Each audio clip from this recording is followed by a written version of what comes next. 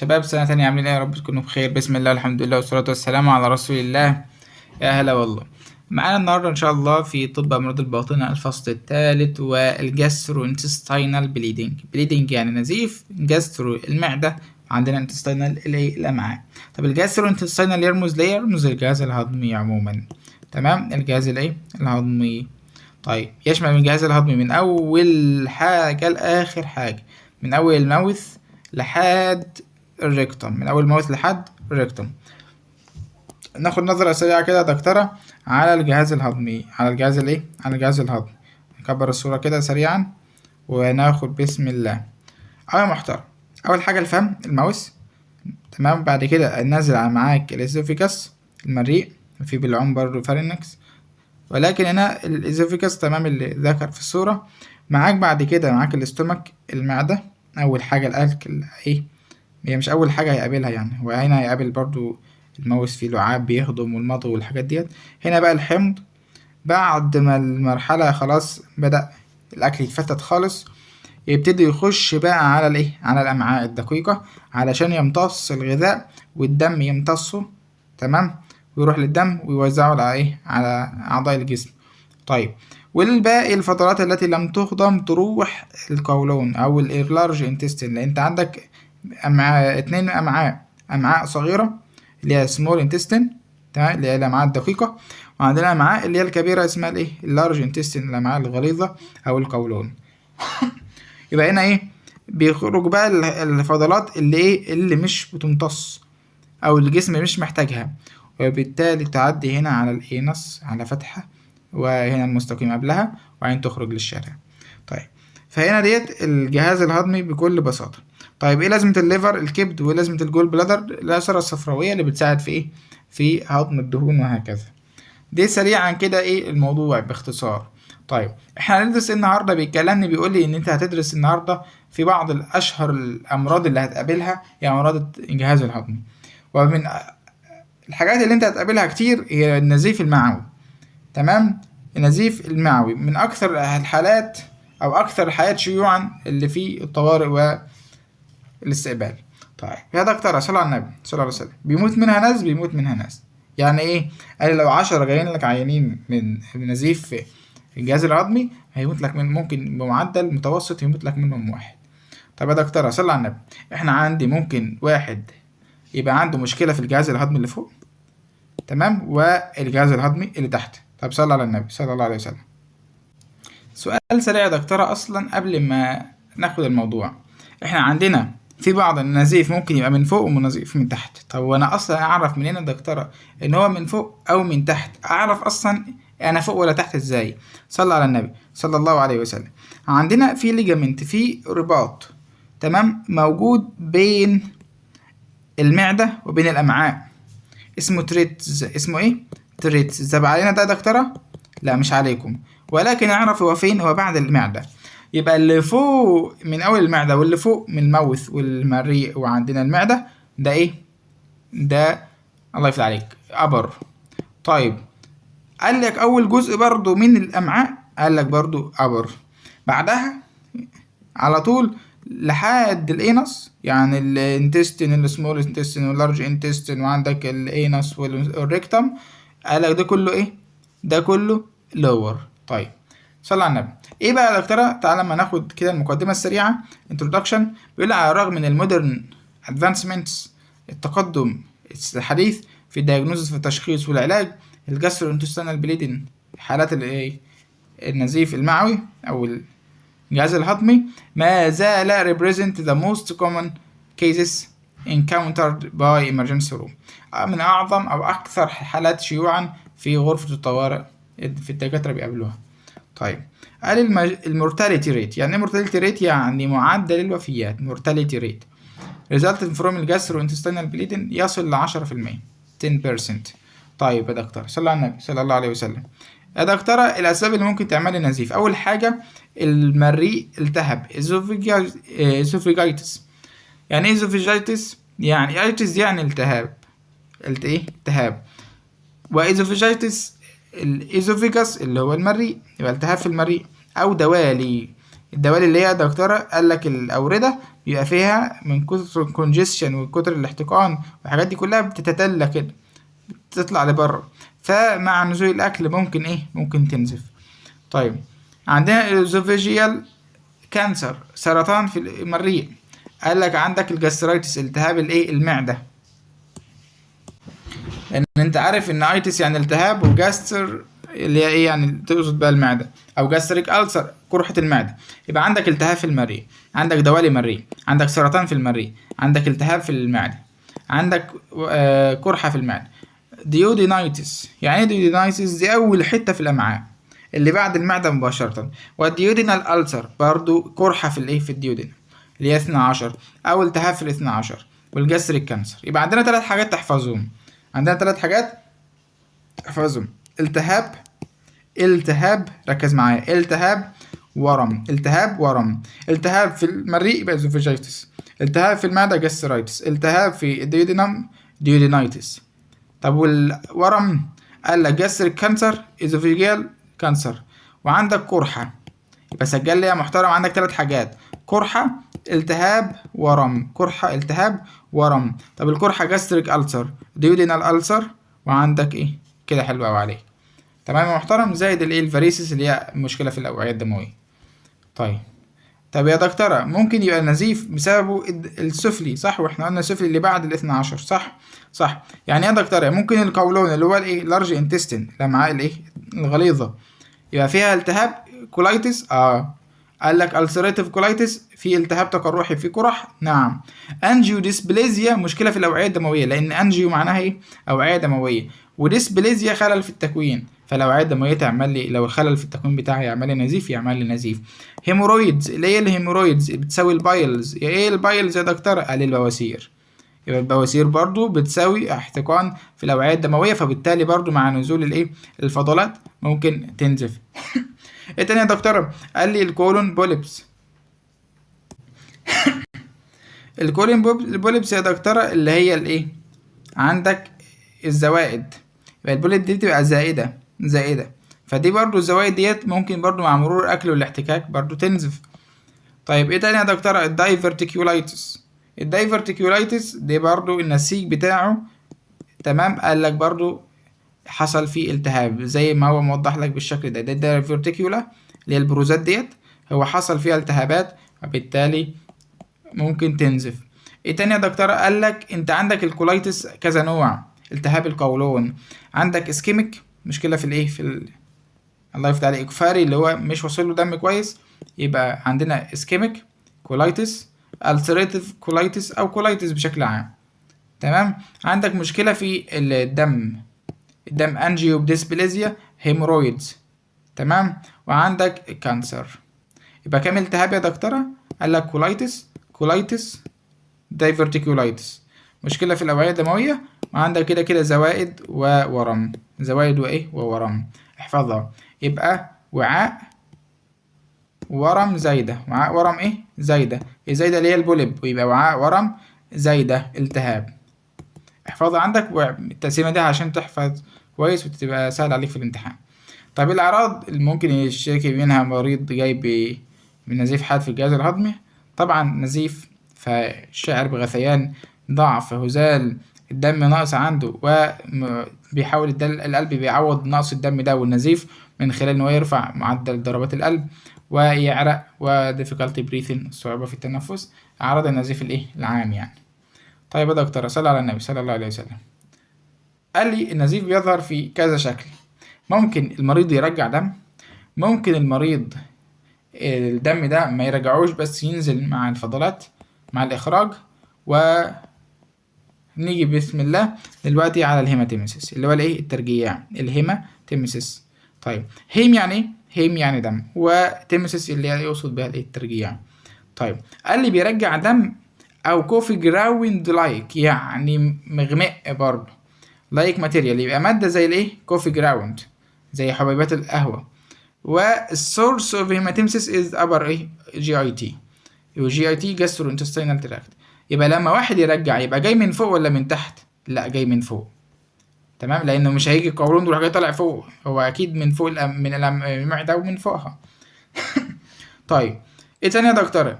قال لي ممكن المريض يبقى هنا في بقى حته بقى حلو، الميلينا اللي هو الايه الفضلات البراز اعزكم الله يبقى اسود.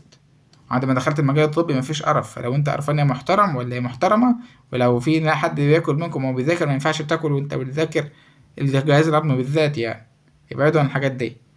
عشان حصل مرة يعني البنات اللي ممكن تعرف شوية بس معلش يعني، كنت مرة بذاكر فبالصدفة الدكتور جاي يشرح الصديد، يعني يا دكتور ما ينفع يعني انت حبكاش الصديد اللي انا باكل، هو يعني ما تاكلش وانت في حاجات كده ما ينفعش. صلى على النبي. فهنا يا دكتورة نتكلم عن الميلينا اللي هي الايه البراز الاسود. طيب فهو بيقول لك بلاك وتاري ستول يعني لزج واسود. طيب قال لك لو هو من تحت لتحت هتلاقي لسه محمر شويه، طب كل ما يبقى اسود تعرف ان هو كان من فوق، يبقى كل ما يسود اكتر تعرف ان هو كان من فوق، فبالتالي على ما هتعرض لانزيمات وتكسر والكلام ده كله يبتدي يسود. اما لو هو من تحت هنا مثلا القولون هنا هتلاقيه لا هتلاقيه محمر شويه. فهنا its source is upper GIT والسمول intestine والامعاء الدقيقه and up to the mid transverse colon ولحد نص الايه القولون المستعرض. ايه هو القولون المستعرض يا دكتور؟ ما انت عندك 3 اجزاء في القولون، قال لك ascending اللي هو طالع ده، لان بدايه القولون بعد الامعاء والحاجات ديت قال لك بيبتدي هنا ascending، وبعد كده transverse اللي هو العرضي، ascending اللي هو طالع لفوق، transverse اللي هو العرضي، والديسندنج اللي هو ايه نازل لتحت، وعندك السيجمويد اللي هو الحته الرابعه عامل حرف الاس اللي هي التانية دي. طيب يا محترم. طب ايه تاني يا دكتوره؟ قال لك بيشمل لي السمول انتستين الامعاء الدقيقه، وعندك اللي فوق كمان، ولحد ترانسفيرس نص الترانسفيرس بقى اللي هو ده اهو. تمام ماله بقى؟ قال لي اتس بلاد that has been blackened by the action of gastric acid. الدم بقى غامق من خلال ايه؟ قال لك حمض المعده اللي هو ال HCl. تمام، او من خلال البكتيريا في حاله القولون. طب هو اسود ليه؟ قال لك عشان القولون. طب السؤال التاني لو هو جاي من فوق قال لك عشان جاستريك اسيد. عشان ايه؟ عشان حمض المعده اللي هو ال HCl. نيجي بقى دلوقتي للريكتال بليدنج او الهيماتوكيزيا اللي هو ايه؟ النزيف المستقيم او اعزكم الله براز اللي فيه دم، يبقى ريكتال بليدنج اللي هو جاي من الريكتم المستقيم اللي هو ايه قبل الانس على طول. تمام يا شباب، اللي هو قبل الانس على طول اللي هو اللي هنا ده المستقيم الحته دي، وادي الانس الفتحه بقى الاخر فتحه خالص خارجيه. طيب بتتكلم ايه يا دكتوره؟ بنتكلم ان بيقول لك ازاي اعرف مصدر الدم اللي ايه جاي من تحت. طيب قال لي يوجوالي بيبقى بسبب اللور جاسترونتستينال تراكت من تحت، وسام تايمز ممكن يبقى قال لك لو في من فوق بس شديد، يعني جاي لك من المعده جاي لك من المريء ونزل لحد ما خرج لك ايه من الريكتم ومن الانس اللي هي فتحه الشرج.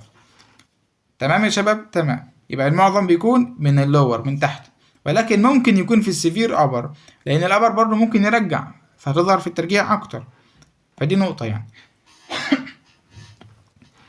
ويرجع غير يكح، ان في بعض الناس بتكح دم، فمش حوارنا دلوقتي. اشخصه ازاي يا دكتوره؟ قال لي في كلينيكال اكزامينيشن. يعني ايه كلينيكال؟ يعني من غير ما تدخل بالمعمل، اللي هو الطريق السريري كده، اللي هو الاسئله او ان انا انظر افحصه بايدي بالحاجات دي كلها من غير المعمل. قال لي من خلال ضغط الدم، النبض، درجه الحراره، فهقيس الايه المريض، الحاجات اللي الفيتالو يعني زي ما بيقولوا. تمام. وعندنا البلاد درو، رسم القلب، والبرفورمينج والاداء او سحب القلب الدم. اسف انا قلت السحب، معذرة يا شباب بس على التوهان ده. نبتدي هنا بيقول لك بلاد درو سحب الدم وايه والبرفورمينج، وهنعمل ايه فيه. قال لك هتاخد لي هتعمل لي CBC صورة دم كاملة، بلاد طيب هتشوف لي فصيلة الدم، والكروس ماتش ايه اللي يمشي معاها علشان لو احتاج نقل دم. هتشوف لي وظائف الكلى، البلاد يوريا، نيتروجين، الBUN، والكرياتينين، دي وظائف كلى. تمام. وظائف الايه الكبد اللي هو اس جوت والايه اس جبت، والسيرم البيومين، الحاجات ديت ايه انت تشوف انزيمات الكبد يعني وكده. والبروثرومين طيب علشان نشوف معدل ايه التجلط بتاعه، هل عنده سيولة ولا لا ولا ايه الدنيا. والسيرم الكترولايتس عشان النزيف برضو، عشان لما نعرف هنديله المحاليل بشكل عامل ازاي، يبقى كل حاجة مناسبة ليه. تمام يا محترم؟ تمام. هنعالجه ازاي بعد ما عرفنا السبب؟ اول حاجة هو فقد دم، صح؟ صح، يبقى عوض لي الدم، restoring او replacing lost blood. من خلال ايه بقى؟ قال لي هديله 2 large bore intravenous catheter. هديله حقنة وريدية، مش حقنة بقى، هديله كسرة وريدية اللي هي رايحة على القلب على طول مباشرة، اللي هي بتبقى ايه في الصدر كده، هنا كده، تمام، في المنطقة دي او في الحتة دي كده.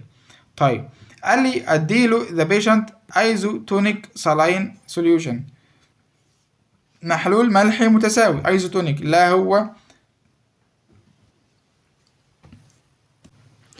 هو فيه ملح اكتر نسبة الملح فيه اكتر من الجسم، ولا الجسم فيه اكتر منه. يبقى هو اصلا الملح الموجود في الجسم اللي هو يوصل بيه الصلاين ده اللي هو NaCl، كلوروج الصوديوم. فانا بديله ايزوتونيك يعني زي اللي موجود في الجسم. فانا من خلال التحاليل ديت عرفت ايه؟ عرفت الموضوع. طيب هعمله ايه تاني يا دكتوره؟ انا قلت لي هعمل له قسطره وادي له محلول، واجيف ذا بيشنت باك ذا ريد بلاد سيلز، اديله كرات دم حمراء، هديله كرات دم حمراء. يبقى انا اديت له محلول سلاين، محلول ملحي، واديت له كرات دم حمراء، واديله سيروتيك للناس المريضه اللي عندها تليف في الكبد.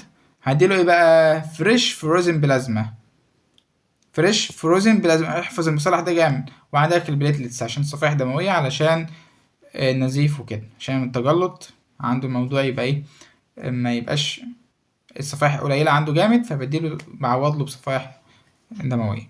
تمام يا محترم؟ تمام. واعالج الكوز. طب اعالج السبب ازاي؟ انا جاي لي واحد بنزيف، تعالى ما ناخد بقى المخاطره كده وانت بالتمزيجه كده. جاي لي واحد بنزيف، هنشوف طبيعه النزيف.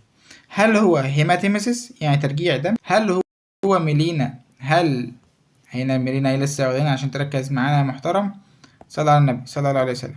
الميلينا هل هو براز اسود ولزج؟ تمام. ولا هل هو ريكتال بليدنج وهيماتوكيزيا؟ تمام. فهنا في نزيف شديد، هنا ده نزيف عبارة عن نزيف شديد، نزيف باين. والميلينا هنا عبارة عن بلد، ولكن عندك قصدي ستول ولكن اسود. تمام. فده يبقى ايه؟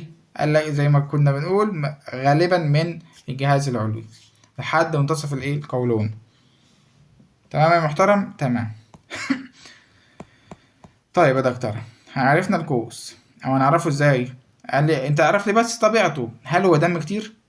هل هو اعزكم الله براز اسود؟ هل هو ترجيع دم؟ طيب نمسك كده من على الشمال معلش عشان نخلص بدري بدري. قال لك لو ترجيع دم هنعمل ايه؟ قال لك اعمل لي منظار من الابر، يعني نزل لي كده بمنظار على المريء وكده، شوف الموضوع وشوف المعنى. تمام. اسمه ايه بقى؟ ايزوفاجيو المريء، جاسترو المعدة، ديودينو سكوبي. ديودينو اللي هو الايه؟ الحتة الاثنى عشر اللي بعد المعدة على طول وبين اول الامعاء. طيب يبقى المريء والجاستر اللي هي الايه المعدة، وعندك الديودينو الاثنى عشر، السكوبي دي اللي هي كلمة منظر. وعالج السبب، بعد ما تعرف السبب عالجه. طيب لقيته دكتور ما كانش ترجيع دم، لا ده كان براز مسود ولزج. هعمل ايه؟ هعمل اي جي دي. يعني اي جي دي؟ قالك ازوفيجيو جاسترو ديودينو سكوبي. طيب عملت الميلينا ده، عملت منظار. طيب قال لي هشوف مصدر الدم، لو عرفته عالج السبب. طيب شفت مصدر الدم معرفتوش، هنا اعمل كولونوسكوبي، منظار على الايه؟ على القولون. طيب يعني ايه؟ يعني من تحت. هشوف كده بقى ايه مصدر الموضوع، لو عرفته تمام. طب افرض معرفتوش، هعمل حركة حلوة اللي هي هجيب صبغة واخلي المريض ياخدها واصوره بالاشعة واشوف السبب من الصبغة دي. فبالتالي لو في اي مشكلة او اي خلل في الوولز او اي خلل في جدار الامعاء، جدار المعدة، الحاجات دي كلها هيظهر اكتر ايه، او هيظهر برضو لو هو ما كانش باين بالمنظار هيظهر بالبريم بالصبغة دي. تمام. تمام. طب لو كان يا دكتورة قال لك ترجيع، ولكن ترجيع اسف نزيف من تحت ولكن نزيف شديد، قال لي اديله رايل تيوب. الرايل تيوب اللي هي ايه؟ اللي هي نيزو جاستريك تيوب. تمام يا محترمين. نيزوجاستريك ايه تيوب، هنا اهي نيزوجاستريك تيوب. فبحطها واشوف برضو الموضوع، لو مفيش دم او مفيش برضو كذلك بايل عنصرة صفراوية، فهبتدي اعمل منظار. طيب لو في دم او كده هبتدي اشوف بالاي جي دي، هشوف من فوق، هجي اشوف كولونوسكوبي، هشوف المنظار من فوق. ولو برضو معرفتوش هخش على الكولونوسكوبي. تمام يا محترم. تمام. تاني يا دكتور، والمريض بيرجع يبقى من فوق على طول، خش من فوق بالمنظار وشوف وعالج السبب. طب يا دكتورة لا ده في البراز اسود وعندنا لزج، اعمل ايه يا دكتورة؟ قال لك اعمل لي منظار من فوق وشوف. طب طلع يا دكتورة ان هو معروف، عرفنا السبب، سواء في المعدة او في الاثنى عشر او في المريء، خلاص عالج السبب. لا ما عرفناش السبب، يبقى شوف من تحت، يمكن مشكلة من تحت. طيب عرفنا السبب يا دكتورة، عالج السبب. ما عرفناش السبب يا دكتورة، جرب البريم.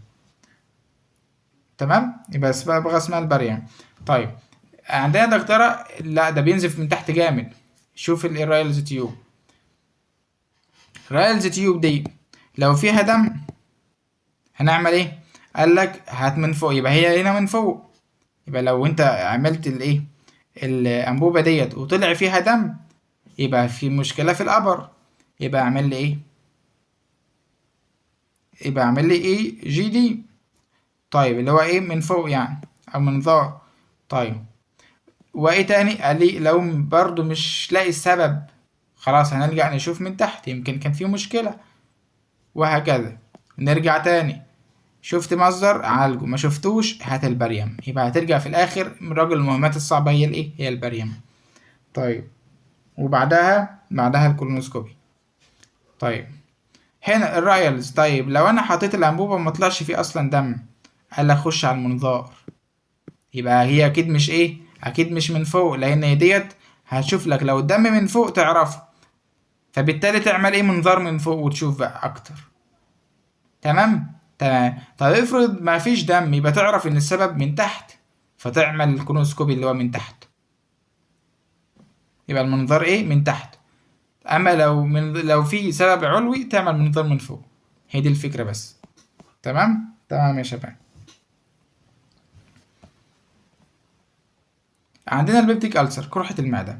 بيتكلم في قرحة المعدة محترمين، قالك هي أشهر الأمراض اللي بتلاقيها معانا علشان ضعف الغشاء بتاع جدار المعدة. فاللي بيحصل إن إفراز المعدة بيزيد من الحمض، فبالتالي يبتدي ياكل، وكذلك إفراز البيبسين. تمام. صلى على النبي صلى الله عليه وسلم. يبقى نقرأ سريعا. بيقولك إن القرحة رقم ألف وباء فيها إن هي بتتكلم، يقولك إن الدكاترة في الماضي كانوا بينسبوا إن القرحة سببها إيه؟ حمض المعدة. بالتالي كان بيقولك إيه؟ مفيش قرحة بدون حمض، يعني إيه؟ لازم يبقى فيه حمض هو السبب متداخل. فنقرأ المقدمة كده سريعا عشان نخش في إيه؟ في الكلام الجد بقى. قال البيبتيك وديودينال ألسر، سواء قرحة الألسر ديودينال 12 اللي هي قلنا بين المعدة وبين الأمعاء، وقرحة المعدة البيبتيك. تمام. اللي حصل بقى، قال لي one of the clinically stubborn diseases، أحد الأمراض العنيدة اللي هتلاقيها متميزة بضعف بإيه؟ weakness of mucous membrane، الغشاء المخاطي المغطي للوول اوف الاستومك والديودينم، المعدة والإيه؟ والديودينم. فأخدنا أي حاجة لها علاقة فيها جاستر وجاستر وكذا، ودي لها علاقة بالمعدة. بيبتيك قرحة المعدة، بيبتيك ألسر. استومك ديكو برضو معدة، عشان تجمع بس معايا واكتب.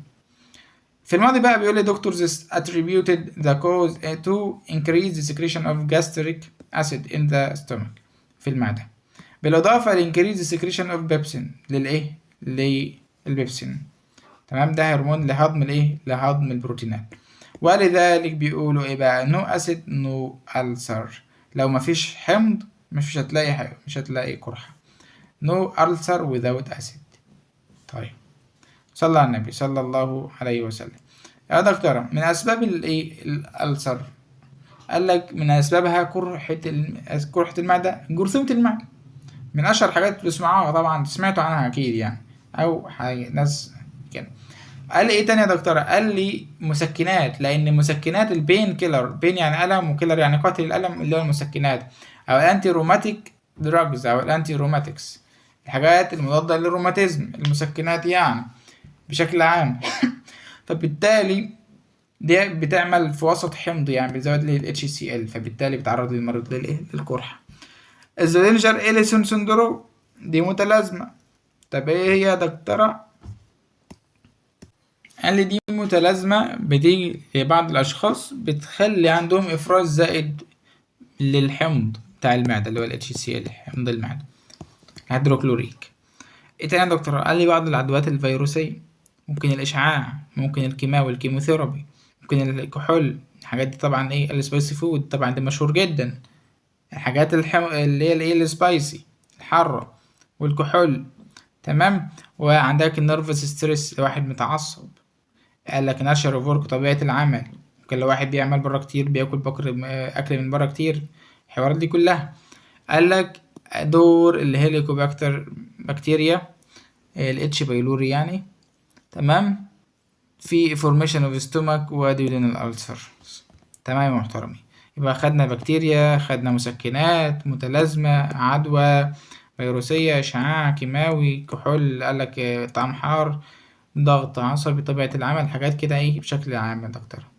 طيب دور بقى معانا دور بكتيريا في تكوين الاستومك والديودينال ألسر. صلى على النبي صلى الله عليه وسلم. طيب يا دكتور صلى على النبي صلى الله عليه وسلم، انت في حاجة انت نسيتها يا دكتور، انا اصلا مش عارف يعني ايه قرحة. اوه، هنا سأسكت قليلا. احنا خدنا نص الدرس بتاع القرحة ومش عارفين يعني ايه القرحة يا دكتورة، اللي هي بتبقى عندك فقدان للتواصل الابيثيليوم. ايه ده ابيثيليوم؟ انا اول مرة اسمع الكلمة دي. ابيثيليوم يعني الغشاء، الجدار او الغشاء، تمام. طيب اللي على السطح، فقال لي الجدار اهو فقدت التواصل بتاعه، فقدت الكونتينيوتي، فحصل تآكل فيه، دي اسمها قرحة. تمام يا محترم؟ تمام، حصل تآكل مش قطع. هكذا اللي بيحصل بقى ان البكتيريا ديت بتخرم جدار الامعاء، proliferation of الجاستريك وول، بتخرمه.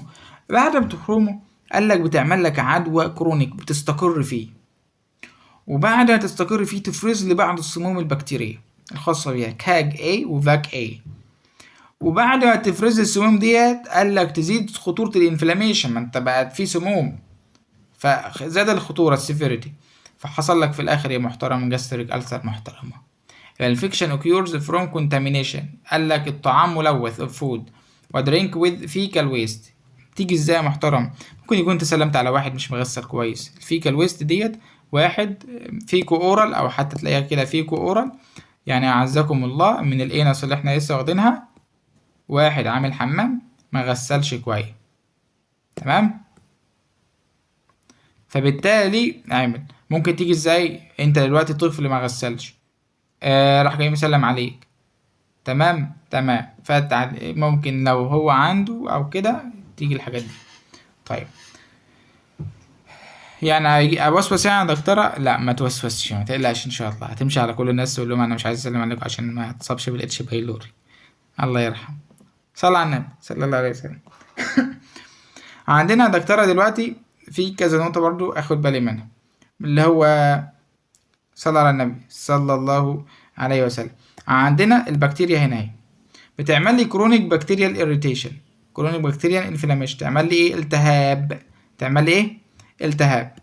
فتقوم لما تعمل لي التهاب يحصل لي حاجتين، قال لك في طبيعة الهيستولوجيكال، النسيج المكون، النسيج الايه المتكون للجدار، فيحصل لي مشكلة، وبالتالي قال لك لما يحصل لك بكتيريا انفلاميشن التهاب، تمام، اللي يحصل قال لك اللي هيزاد البروليفريشن، الغزو هيزيد، هتعمل ثقب اكتر واكتر، فتعمل لك التهاب في الديودينايتس، التهاب في الاثنى عشر، وعندك decrease الباي كربونات secretion in الدودينم، يعني ال HCO3 اللي كان بيعادل لك الحمض، فبالتالي دلوقتي ده قل وده زاد، فايه اللي حصل؟ قال لك حصل ديودينال ألسر، قرحة.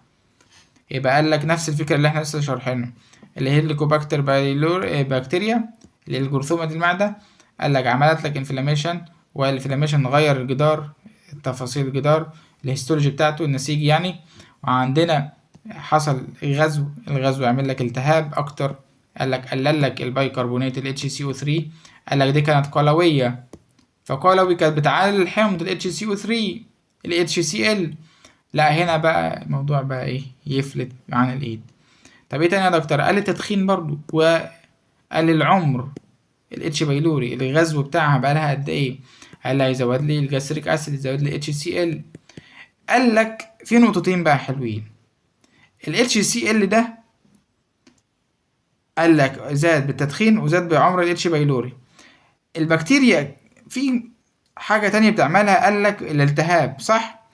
قال لك بيقلل لك السوماتوستاتين سكريشن. او صلى على النبي صلى الله عليه وسلم. السوماتوستاتين سكريشن ده، السوماتوستاتين ده هرمون بيعمل لك ايه؟ قال لك مسؤول ان هو بيقلل لك ال HCl، بيقلل ايه؟ ال HCl. فيقوم لما انا اقلل اللي بيقلل ال HCl، وقف في اللي كان بيقلل ال HCl. بيقول لك المثل ان غاب القط العب يا فار، يعني اللي كان بيمنعك يا فار انك تلعب خلاص غاب، فالعب براحتك. اللي كان بيقلل HCl السوماتوستاتين، هرمون السوماتوستاتين ده قل، فخلاص ال HCl هيلعب براحته. ولما يزيد ال HCl يحصل لك التهابات يا محترم، تمام؟ هيزيد، ما هو حمض بياكل، عارفين عاملين تتخيلوا يعني، عشان انتوا بتشوفوها كتير البنات، مية النار والولاد برضه، مية النار ما عبارة عن ايه؟ ما عبارة عن حمض، مش بتاكل وتحرق، هي دي نفس الفكرة. فانت مي نار في ايه؟ في معدتك، ربنا يعافينا يا رب. طيب الاعراض اللي هتلاقيها، قال لك الم شديد جدا ولكن بيخف مع الطعام في حالة الاثنى عشر، وبيزيد في حالة الايه؟ في حالة المعدة. طيب ليه يا دكتورة؟ ممكن نفسرها ان لو هو بياكل في ناحية المعدة، اول لما بيجي ياكل اصلا وساعة لما الاكل يجي ينزل، قال لك اصلا ال HCl بمجرد ما انت تمضغ الاكل فبيوصل له اشعارات ان هو يزود الحمض، فاصلا تبتدي الحمض يزيد وياكلك. اما لو هي هنا في صمام بقى، هنا في صمام يعني يبقى قافل كده، فساعة الاكل ملخومين ان احنا نعمل HCl هنا، فتلاقي الديودينم مرتاح، تمام؟ فألم الديودينم الاثنى عشر اللي بعد الامعاء بعد المعدة يرتاح في الاكل، ولكن لو زاد اثناء الاكل قال لك دي يبقى معدة. يبقى الابdominal pain that relieved by food in case of a duodenal ulcer و increases in case of a gastric ulcer يا محترم. طيب ايه تاني؟ انت عندك قرحة فبتنزف، فانت عندك مشكلة في نقص الحديد iron deficiency، تمام؟ يبقى قال لك ان noticed anemia، يعني انيميا غير ملحوظة، مش واخد باله انه عنده انيميا بسبب النزيف من الألسر او الايرن ديفيشنسي او نقص الحديد. وكذلك غثيان وفوميتنج، حاسس انه عايز يرجع، حصل irritation، حصل تهيج في المعدة عنده، وفقدان الشهية، ما هو كل ما ياكل لو هو عنده قرحة معدة بيتعب، فاذا مش عايز ياكل بقى، فبالتالي وزنه يقل، ويت لوس، يبقى لوس اوف ابيتايت، الشهية ابيتايت او ويت لوس. ايه تاني يا دكتورة؟ قال لك احنا واخدين ان من ضمن الحاجات الجاسترايتس او بعض الحاجات البيبتيك ألسر، قال لك ممكن تعمل لي ايه؟ ممكن تعمل لي هيماتيمسيس، القاء دموي، وده تبع الابر جي اي تي، ركز معايا محترم، ابر جي اي تي اللي هو العلوي. طيب ايه تاني يا دكتور؟ قال لي انسداد البيلوريك اوبننج بين الايه، بين الامعاء، بين اسف المعده وبين اول الامعاء الاثنى عشر. فالبيلوريك اوبننج اللي هي الصمام هنا، الفتحه ديت اسمها الايه؟ البيلوريك، تمام؟ فهنا ايه اللي يحصل؟ تتقفل من كتر ايه؟ التهابات، لو حصل التهابات تتقفل. وممكن ألسر بيرفوريشن، دي بقى يبقى فيه مشكلة بقى كبيرة جدا، جدار المعدة يتخرم، تمام؟ أو جدار الأمعاء يتخرم، اللي هي أول حاجة ديودينم اثنى عشر، فدي مشكلة كبيرة جدا. يبقى ممكن يرجع، ممكن قفل، يبقى ترجيع غلق ثقب. تمام تمام يا محترم. طيب اشخص ازاي يا دكتور؟ صلى على النبي صلى الله عليه وسلم. هشوف بالاندوسكوبي الفايبر اوبتيك اندوسكوبي. هشوف بالمنظار. هشوف بالايه؟ بالمنظار بتاع الابر جي اي تي، مش المعدة تبع اللي فوق، تبع اللي فوق. احنا قلنا اللي تبع اللي فوق ايه؟ قلنا الماوث، الفم. ايه تاني؟ الازوفيجاس. ايه تاني يا دكتور؟ قال لك الله يفتح عليك، الجاستر او الاستومك. تمام يا محترم. تمام، 3 حاجات دول. وعندك الديودينم برضه تبعها.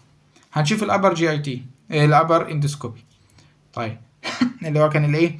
الاي جي دي. تمام تمام. صلى على النبي صلى الله عليه وسلم. فاحنا عايزين نشوف، وبالتالي عايزين برضو كذلك نشوف الايه؟ الاتش بايلوري. طب ايه الاتش بايلوري؟ تسمع عنها كتير على اغذيات الله يفتح عليك، جرثومة المعدة. عشان لما هتلاقي الدكتور كاتب لك اتش بايلوري تبقى واخد بالك كده ومحور ايه على الموضوع يعني. فبنقيس الاجسام المضادة ضد البكتيريا دي في الدم. فلو الجسم متعرف عليها هيكون كون اجسام مضادة انتي بوديز. طب لو الجسم مش متعرف عليها مش هتلاقي ليها انتي بوديز. تمام. صلى على النبي صلى الله عليه وسلم. قال لي هاخد سامبل، هاخد عينة من الألسر رين. يبقى هخش بالمنظار. تمام، من خلال الفايا اندوسكوبي.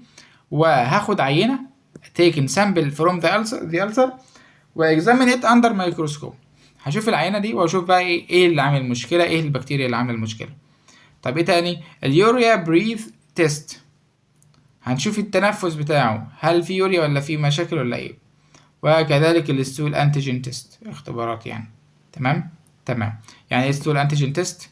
الانتيجين بتاع البكتيريا. تمام، بتاع الايه؟ المركب بتاع البكتيريا. هنشوفه موجود في الستول في البراز ولا لا. تمام. واليوريا بريث تيست، ولكن كذلك برضه تنفس اليوريا، هل في يوريا، مركب اليوريا في التنفس ولا لا. تمام محترم. تمام. العلاج يا دكتورة قرحة.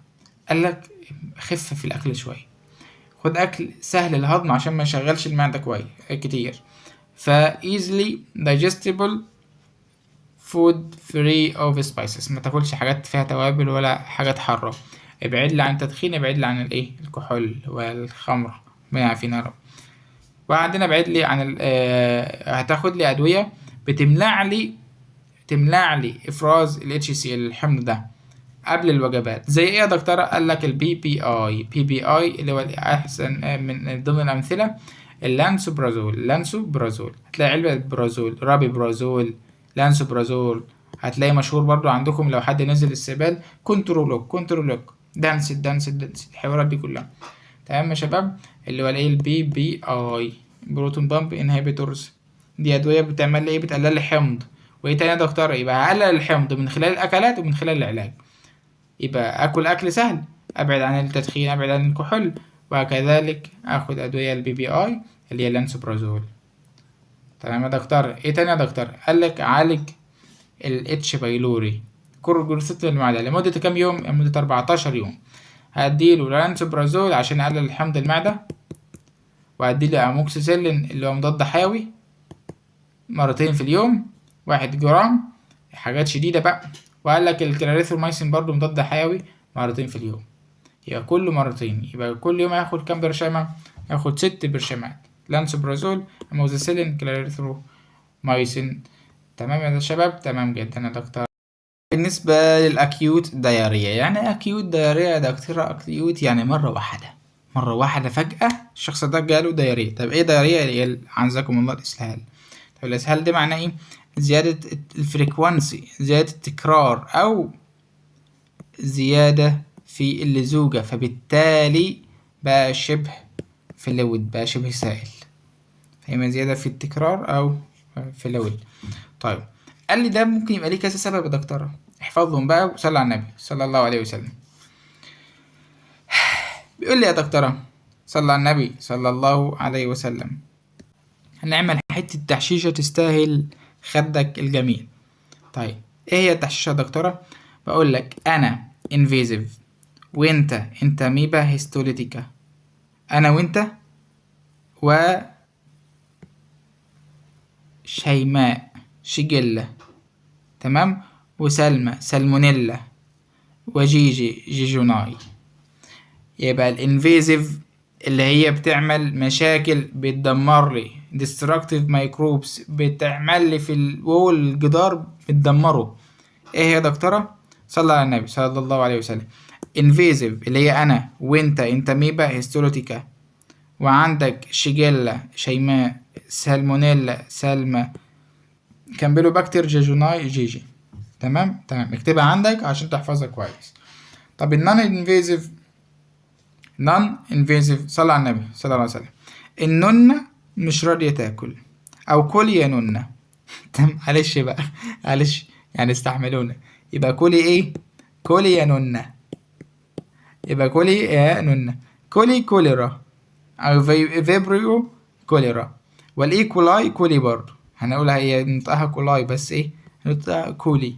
يبقى كوليرا وكولي، يبقى كولي يا نونة. دي نون انفيزيف، يعني مجرد بتفرز السموم. تمام، مش خطيرة زيها زي الايه الديستراكتيف والحاجات دي كلها. طيب صلى على النبي صلى الله عليه وسلم. ايه يا دكتورة بالنسبة لموضوع الاكيوت دايريا، الاسهال المفاجئ؟ ممكن المريض ده يجيلي بحمى درجة حرارة عالية، ديزنتري. طب الديزنتري ده موجود عبارة عن ايه؟ قال الفضلات بتاعت عزكم الله الستول براز مصاحب بايه؟ بدم او مخاط، مصاحب بدم او ايه او مخاط، بنسميه ديزنتري. والم شديد، يبقى سخن، فتعرف ان في التهابات او في بكتيريا. عندنا في ديزنتري في دم او ميوكس مخاط، وفي وجع في بطنه. هنعمل له ستول اكزامينيشن، تحليل براز عزكم الله. فلو لقيت فيه بارازيتس، لو لقيت فيه طفيليات اللي هو مثال عليها الاميبا، فهتديله برازيت تريتمنت تعالج السبب. هنعمل فحص. يبقى لما يجيلك اسهال تعمل ايه؟ قالك فحص تحليل براز، عرفت ان هو اميبا اديله العلاج. طيب لو لقيت دم او وايت بلاد سيلز، كرات دم بيضة او دم في الستول، يبقى عالج لي ايه بقى؟ تعرف ان هي في حاجه ديستراكتيف، حاجه دمرت لي، يبقى هي تبع الايه؟ تبع الحاجات الانفيزيف. لو لقيت دم ولو لقيت كرات دم بيضة، فتعرف ان في عدوى وفي دمار حاصل في النص، شيجيلا سالمونيلا كامبيلوباكتر الحاجات دي كلها. تبقى يا دكتوره قال لي باثوجين تريتمنت، عالج لي بقى هنا دي بقى. فهتديله سوائل، لو شيجيلا هتديله ايه؟ سيبرو، صلى على النبي صلى الله عليه وسلم. فهنديله ايه؟ شيماء صابر، يبقى سيبروفلوكساسين في الشيجيلا. طب والاميبا؟ طيب هتبقى ايه؟ مترو نيدازول. تمام، صلى على النبي صلى الله عليه وسلم. يبقى هنقول ايه؟ الاميبا، اميبا الام متر ونص، متر ونص. تمام، فبقى الاميبا مترو نيدازول، او الام ركبة المترو ايا كان انت عايز تعملها. فاميبا مترو نيدازول، شيماء صابر يبقى شيجيلا سيبروفلوكساسين. تمام محترم، تمام جدا. الاتنين في 5 ايام. عندنا المترو نيدازول بنعمله 3 مرات في اليوم، او كل 8 ساعات، يعني 3 مرات في اليوم. قال لك السيبروفلوكساسين مرتين في اليوم. هذا والله اعلم واعلم واعز واكرم. خدنا كده الحمد لله فصل من اجمل الفصول اللي هتقابلها باذن الله في طب امراض الباطنه. كان معكم اخوكم حسن حمدي السيد عواد.